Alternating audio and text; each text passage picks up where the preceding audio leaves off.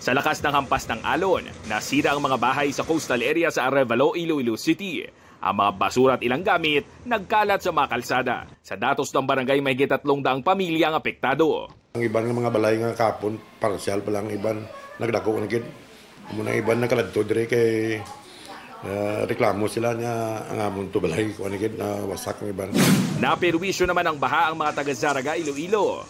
Madaling araw pa lang daw, tumaas ng level ng tubig.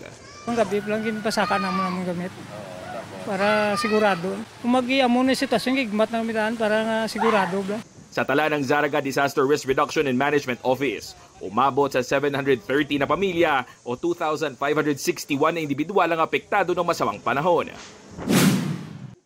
Sa Haro, Iloilo City, nabagsakan ng puno ang isang bahay. Maswerteng nakaligtas ang mga nakatira rito. Amat-amat siya bala, gahilay siya, diba tumba naman ito nagsingkitan, kambal ko sa mga utod ko, natumbaan dul.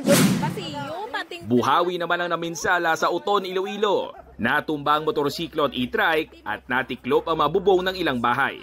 Ayon sa mga residente, ilang segundo ring tumagal ang buhawi. Wala namang nasaktan.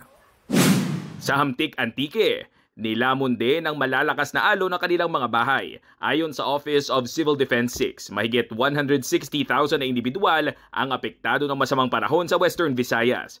Halos 25 million pesos ang naiwang pinsala sa agrikultura at mahigit 122 million pesos ang pinsala sa infrastruktura.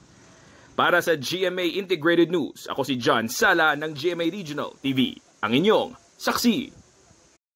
Mga kapuso, maging una sa saksi. Mag-subscribe sa GMA Integrated News sa YouTube para sa iba't ibang balita.